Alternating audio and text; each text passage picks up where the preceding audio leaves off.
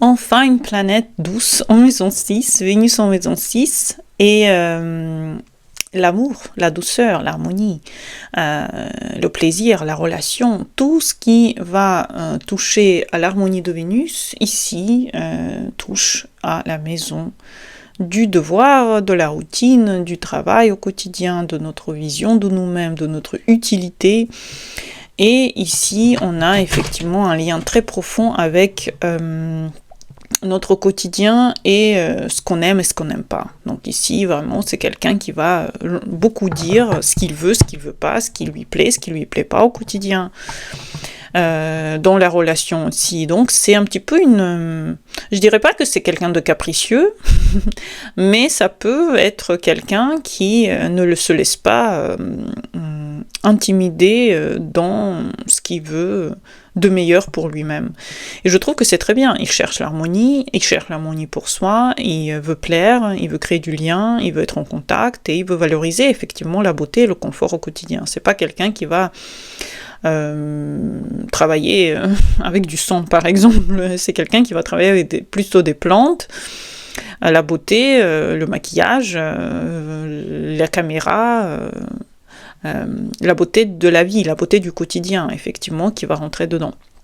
C'est le fait aussi le besoin d'être apprécié dans l'endroit où il travaille, dans ce qu'il fait, il a besoin d'être validé, l'envie d'aider aussi, donc rendre service, donc je dis pas du sang, mais il peut travailler dans les hôpitaux, c'est clair, mais ça va être quelqu'un qui va effectivement apporter énormément de bienveillance, de contact avec autrui, d'ambiance agréable. Donc la capacité en fait à créer cette ambiance au quotidien est très présente chez quelqu'un qui a Vénus en maison 6. Donc, et tendance aussi à s'adapter pour éviter le conflit, effectivement, c'est vraiment le plus de Vénus en maison 6.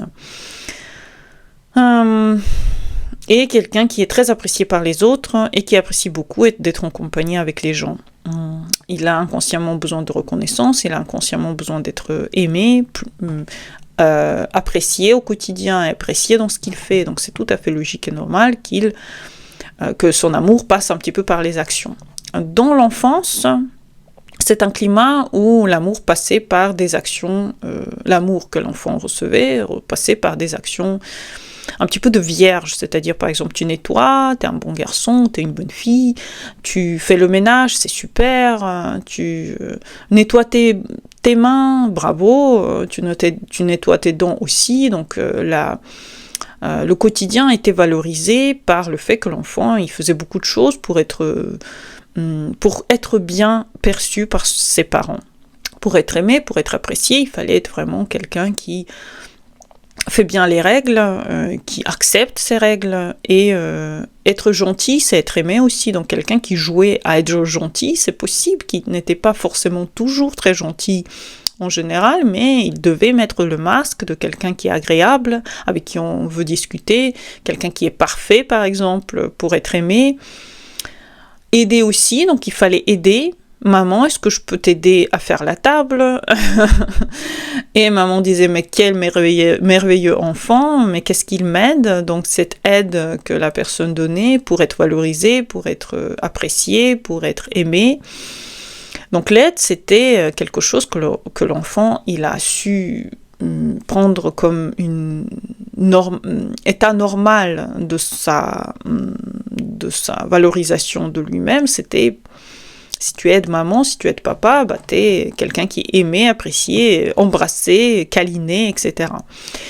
Et déranger, c'est perdre cet amour. Donc si l'enfant devenait quelqu'un qui était dérangeant pour son entourage, il perdait l'amour, il perdait la confiance de ses parents, il perdait beaucoup de privilèges qu'il pouvait avoir. Donc c'est pas une enfance, je dirais pas qu'elle est trop dure, mais elle a pu être conditionnée par certains besoins des parents, ou conditionnelle en général. Il y a une condition à être aimé, la condition c'est de faire ça.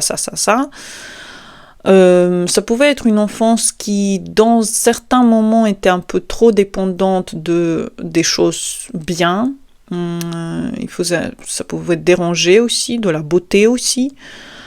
Et l'adaptation, c'est-à-dire on devait être suradapté à son environnement. N'oubliez pas que la balance, c'est le signe de Vénus, et la balance, c'est effectivement l'adaptation à son environnement. Donc c'est quelqu'un qui a appris à dire, voilà, je suis comme si, parce que sinon, je pense que je vais pas être appréciée, je vais pas être aimée, je vais être même, peut-être même punie, etc.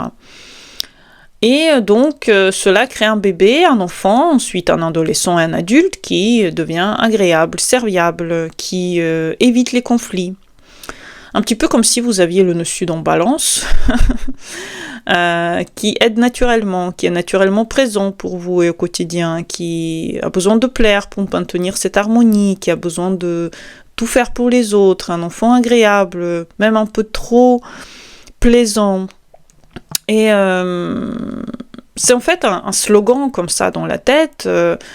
Je suis aimée quand je suis agréable, facile à vivre, utile, et tout ça. Donc l'utilité en fait de sa présence à la maison lui faisait qu'il était aimé et apprécié par son environnement. À l'âge adulte, les conséquences, c'est que la personne a du mal. Par exemple, au travail, elle a du mal à dire non. Elle a du mal à aller contre les gens parce qu'elle a appris à toujours essayer que tout le monde soit heureux et content. Donc c'est une suradaptation à son environnement, par exemple à son chef d'entreprise. Les relations sont aussi assez floues avec les collègues. On ne sait pas en fait, est-ce que les collègues nous aiment bien ou est-ce qu'ils font juste ça parce que vous étiez très serviable au travail. Et la recherche constante de validation. Est-ce que je suis bien? Est-ce que j'ai bien fait? Est-ce qu'on m'aime? Est-ce que je suis assez gentille? Est-ce que je suis assez serviable? Etc. Et dans le quotidien aussi, la personne, elle donne trop. Elle est tout le temps dans le service. Elle s'oublie aussi combien de choses elle donne parce qu'elle a envie d'être validée. Elle fait passer souvent les autres avant soi. Elle essaye de vraiment montrer qu'elle est capable de penser toujours aux autres, donc cela peut amener vers une fatigue émotionnelle, vers des burn-out, vers des pertes de soi-même, effectivement, négligence de ses besoins, effectivement, et les déséquilibres liés justement au plaisir. Donc ça peut être quelqu'un qui se surnourrit, donc qui essaye de compenser tout ce qu'on vient de dire par la nourriture ou par le repos. C'est quelqu'un qui peut être extrêmement paresseux aussi. Tout est possible. Par exemple, quelqu'un qui a trop donné quand il était enfant, qui a trop travaillé pour ses parents, par exemple, doit apprendre à ne rien faire quand il est adulte. Donc c'est possible que c'est quelqu'un qui soit un petit peu souvent dans le repos physique, justement parce qu'il est fatigué de tout ça, ou se complaire à manger beaucoup, dormir beaucoup, ou être en contact avec ces choses-là parce que la personne elle est fatiguée émotionnellement. C'est une recherche de confort pour compenser en fait toutes les choses qu'elle fait pour les autres. Donc plus elle fait, plus elle est fatiguée et plus elle essaye de ne plus du tout rien faire plus tard.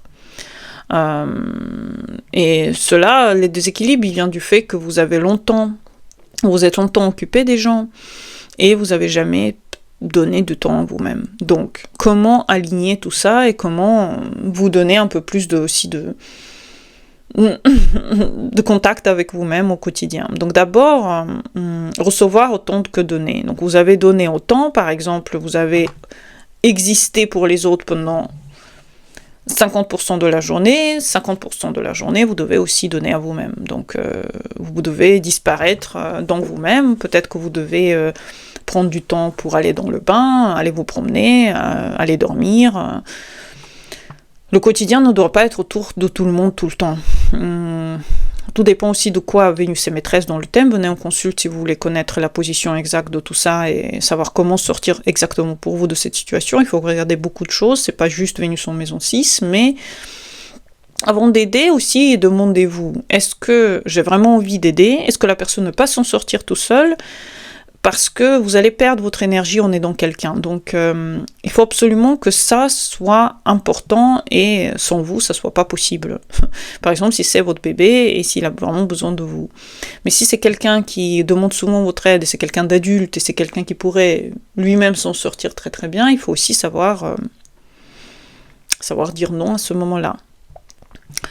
Intégrer le plaisir dans la routine. Ne cherchez pas le plaisir de compensation.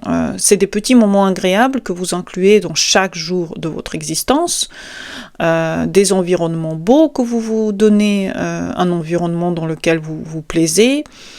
Des petits moments agréables dans la journée, un petit pique-nique pour vous-même, la nourriture que vous voulez manger mais pas trop, les gestes doux pour soi, par exemple, vous vous achetez tous les jours un petit cadeau, même si c'est tout petit, même si c'est juste une petite boisson que vous voulez boire, ou même si c'est juste un petit rouge à lèvres ou quelque chose pour vous faire plaisir, tous les jours, c'est normal, et c'est pas que les autres qui doivent recevoir du plaisir, c'est aussi vous. Le quotidien doit vous nourrir et ne doit pas vous vider, c'est très important. Si le quotidien vous vide et si vous vous sentez complètement vidé le soir, c'est que le déséquilibre s'est passé. Apprenez à dire non, clairement.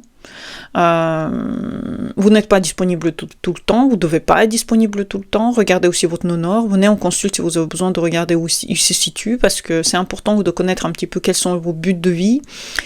Est-ce qu'ils sont en contact avec le fait de tout le temps être avec quelqu'un, ou c'est peut-être quelque chose qui vient comme quelque chose que vos parents ont beaucoup fait, et maintenant vous répétez les mêmes choses que vos parents. Et valorisez-vous autrement que par le fait d'être serviable. Valorisez-vous aussi par vos propres qualités. Quelles sont les choses que vous faites très très bien? Quelles sont les choses que vous faites pour vous? Existez sans donner cette performance tout le temps. Soyez un petit peu parfois paresseuse. Sachez le faire au bon moment. Et acceptez d'être apprécié sans mériter cette appréciation, juste parce que vous existez, pas parce que vous avez tout le temps en train de faire des thés, des cafés, des repas, quelque chose pour l'autre. On doit vous apprécier en tant qu'être vivant, qui sait ses limites, qui sait ses envies et qui suit ses envies aussi. J'espère que vous avez aimé cette vidéo. À bientôt pour les nouvelles et venez en consultation si vous en avez besoin. Bonne journée à vous et au revoir.